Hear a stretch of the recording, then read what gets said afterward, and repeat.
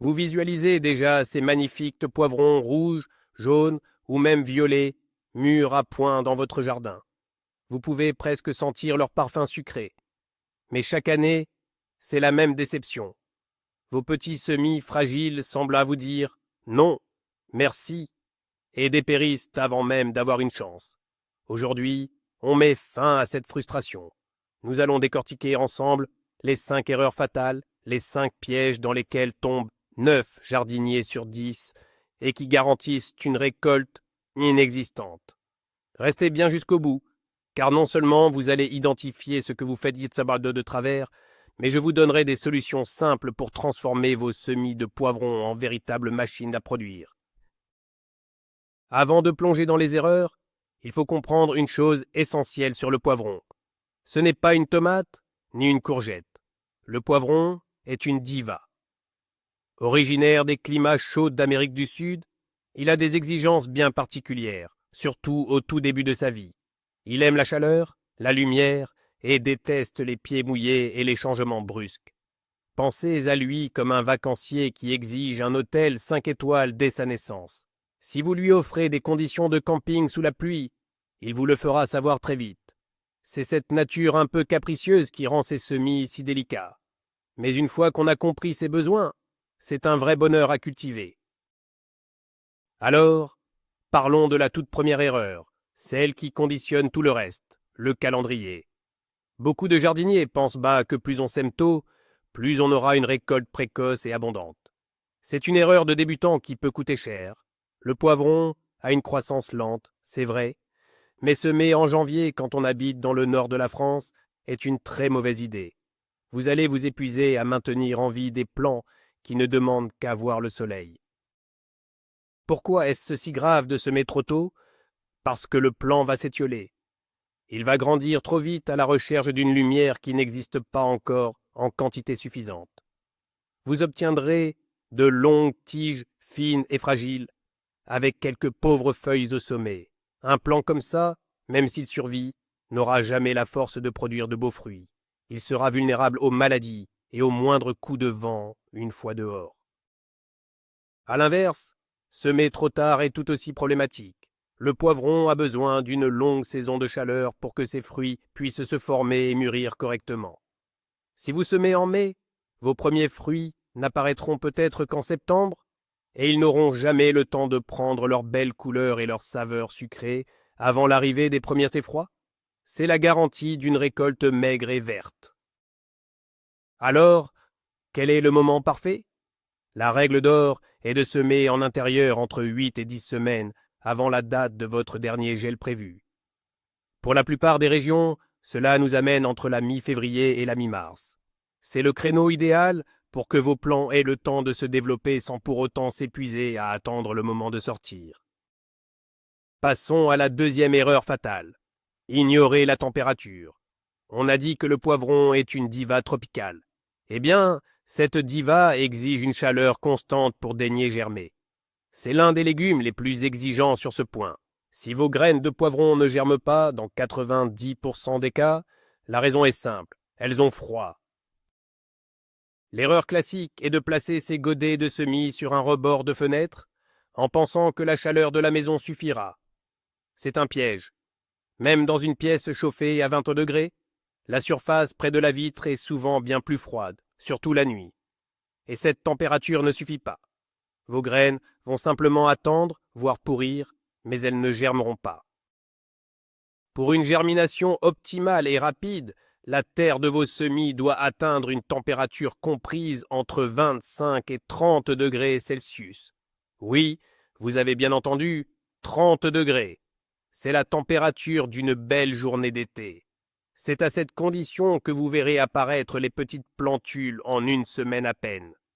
En dessous de 28 degrés, la germination peut prendre plus de 3 semaines si elle a lieu. Comment atteindre cette température tropicale chez soi? La solution la plus efficace est le tapis chauffant pour semis. C'est un petit investissement qui change absolument tout. Vous le placez sous vos terrines et il maintiendra une chaleur douce et constante. Une autre astuce, moins coûteuse, est de placer vos semis sur un appareil qui dégage de la chaleur, comme le dessus d'un réfrigérateur ou à proximité d'un radiateur. Troisième erreur, et c'est peut-être la plus courante de toutes, l'excès d'amour, ou plus précisément, l'excès d'eau. On voit son petit semis, on a peur qu'il ait soif, et on arrose. Un peu trop, tous les jours, c'est le moyen le plus sûr de le tuer. L'excès d'eau est l'ennemi numéro 1 des jeunes plants de poivron. C'est autrement. Ce geste, qui part d'une bonne intention, provoque une maladie redoutable, la fonte des semis. C'est un champignon qui se développe dans les sols trop humides et qui attaque la base de la tige du semis. Vous verrez votre plant, qui semblait en pleine forme la veille, s'affaisser subitement à la base comme si on l'avait pincé. C'est irrémédiable. Le plant est condamné. La bonne technique d'arrosage demande un peu d'observation. La règle est simple, il faut laisser le terreau sécher légèrement en surface entre deux arrosages. Le poivron déteste avoir les pieds dans l'eau en permanence. Cela asphyxie ses racines fragiles et favorise les maladies. L'idéal est d'arroser par le bas. Placez vos godets dans une soucoupe remplie d'eau et laissez la terre absorber ce dont elle a besoin par capillarité pendant une vingtaine de minutes. Vous avez un doute? Utilisez la technique du cure-dent. Enfoncez délicatement un cure-dent dans le terreau. S'il ressort propre et sec, il est temps d'arroser. S'il ressort avec de la terre humide collée dessus, attendez encore un jour ou deux. C'est une méthode infaillible pour éviter le surarrosage et sauver vos semis de la noyade. Abordons maintenant la quatrième erreur capitale, la privation de lumière.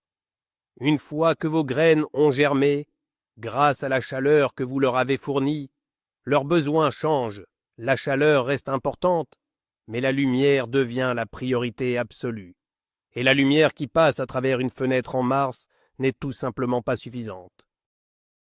Sans une source de lumière intense et directe, le plant va filer. C'est le phénomène d'étiolement dont nous avons parlé.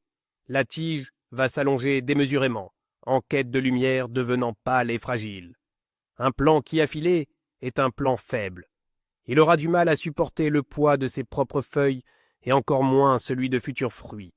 Il sera une proie facile pour les maladies et les ravageurs. Pour obtenir des plants de poivron forts, trapus et bien verts, l'utilisation d'un éclairage artificiel est quasi indispensable. Il ne s'agit pas d'un gadget de jardinier professionnel. Une simple rampe de néon ou une lampe de culture à LED conçue pour les semis fera une différence spectaculaire. C'est l'assurance d'avoir des plants de qualité, prêts à affronter l'extérieur. Comment bien utiliser cet éclairage? La règle est simple. La source lumineuse doit être très proche des plants, à seulement quelques centimètres au-dessus des feuilles, et il faut leur offrir un cycle long d'environ 14 à 16 heures de lumière par jour. N'oubliez pas de leur laisser une nuit de 8 heures d'obscurité, c'est essentiel pour leur métabolisme. Pensez à remonter la lampe au fur et à mesure que les plants grandissent. Enfin, la cinquième et dernière erreur fatale. C'est celle qui arrive à la toute fin, quand on pense que le plus dur est fait. Vous avez de magnifiques plants, bien verts, bien forts. Le jour de la plantation est arrivé. Et là, vous commettez l'irréparable. Vous les plantez directement en pleine terre, en plein soleil. C'est un choc terrible pour eux.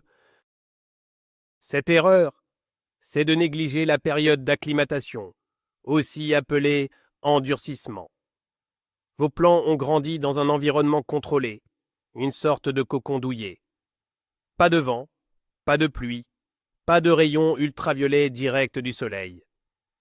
Les sortir brutalement dans le monde extérieur, c'est comme vous envoyer au pôle Nord en maillot de bain. Le choc est trop violent. Les conséquences y sont immédiates. Les feuilles vont développer des taches blanches, comme des courroies de soleil. Elles vont se dessécher, le plant va stopper sa croissance, voire mourir. Il subit un stress immense qui peut ruiner des semaines d'efforts en une seule journée. C'est une étape non négociable pour réussir sa transplantation. Le processus correct est simple, mais il demande de la patience. Sur une période de 7 à 10 jours, vous allez sortir vos plants progressivement. Le premier jour, 1 heure à l'ombre. Le deuxième jour, 2 heures toujours à l'ombre. Ensuite, vous les exposez petit à petit au soleil du matin puis à celui de l'après-midi. Vous les habituez doucement au vent. C'est un entraînement qui les prépare à leur nouvelle vie et garantit une reprise parfaite. Et voilà, le calendrier, la chaleur, l'arrosage, la lumière et l'acclimatation. Ces 5 points sont les piliers d'une culture de poivrons réussie. Vous voyez, ce n'est pas si compliqué. Il suffit de comprendre que nos amis les poivrons sont un peu frileux et exigeants au départ. L'erreur la plus surprenante pour beaucoup, c'est souvent celle de la température de germination. On pense qu'une pièce chauffée suffit, mais non. Ce petit coup de pouce avec un tapis chauffant peut littéralement faire la différence entre 0 et 50 plants vigoureux. Maintenant, vous avez toutes les cartes en main pour ne plus jamais faire ces erreurs. Fini les semis qui meurent mystérieusement. À vous les récoltes abondantes de poivrons faites maison. Merci d'avoir regardé cette vidéo jusqu'au bout. Si elle vous a été utile, n'oubliez pas de laisser un pouce bleu, ça aide énormément la chaîne. Et bien sûr, abonnez-vous pour ne pas manquer les prochains conseils jardinage. Et vous, quelle est l'erreur que vous avez commise le plus souvent avec vos semis? Racontez-moi tout ça en commentaire, je suis curieux de vous lire.